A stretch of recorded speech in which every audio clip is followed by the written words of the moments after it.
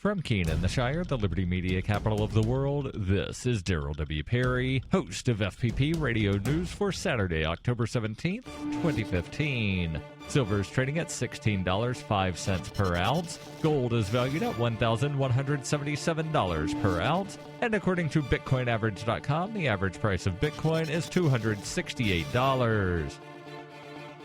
Antiwar.com reports that Turkey reported that its Air Force shot down a drone along the Syrian border on Friday after the drone was repeatedly warned to turn back and did not respond. Turkish officials say the incident was within the rules of engagement for their forces. The big question here is whose drone this actually is, and that's unclear so far. Turkey just flat out says they don't know, while the U.S. says they suspect the Russians, likely in no small part because the U.S. always suspects the Russians. Russia, however, says they are not missing any aircraft and did not offer any insight into whose drone it might have been. No one else is claiming ownership of the drone either, though the Islamic State has been known to fly some limited drones in the airspace. Turkey had made high-profile threats in recent weeks to shoot Russian warplanes out of the sky if they got too close to the border, and that seems to be informing a lot of the speculation about this being a Russian drone, though the fact that a remotely piloted drone did not respond to warning broadcasts seems a little silly and seems mostly focused on Turkey trying to sell the idea that they tried to avoid the incident.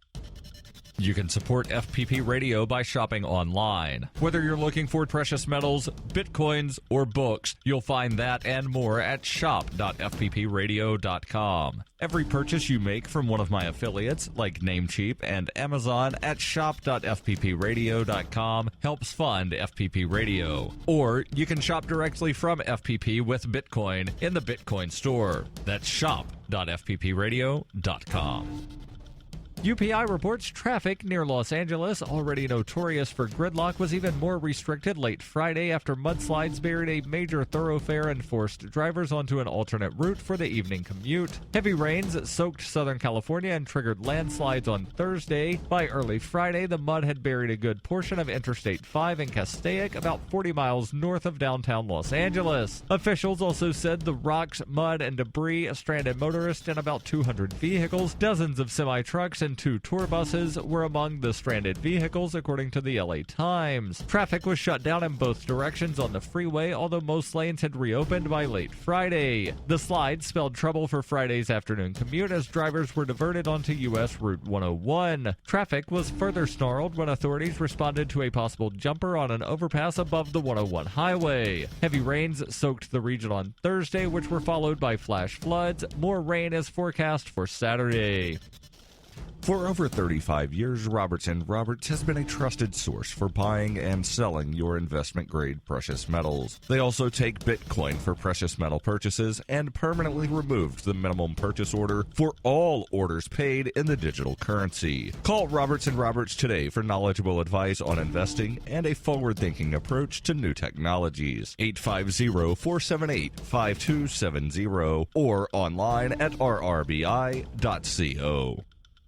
Reuters reports turmoil swirled again around the Republican-controlled Benghazi committee on Friday as it questioned a senior aide to Hillary Clinton, prompting fresh accusations that the panel was created to damage the Democratic frontrunner's presidential campaign. In a 6-hour closed-door interview, members and staff sought answers from Huma Abedin, for years a close confidant of Hillary Clinton. Abedin has served as the former Secretary of State's assistant at the time of the 2012 attacks on U.S. diplomatic facilities in Benghazi, Libya that killed 4 Americans. Democratic Representative and panel member Elijah Cummings told reporters that summoning Abedin raised more questions about whether the panel is a taxpayer-funded effort to derail the candidacy of Hillary Clinton. Cummings said Abedin, now campaign vice chairwoman of Clinton's 2016 presidential campaign, had no responsibilities related to the tragedy the committee was set up to investigate. Representative Trey Gowdy, the panel's Republican chairman, said Abedin's testimony would assist the committee in writing a final report.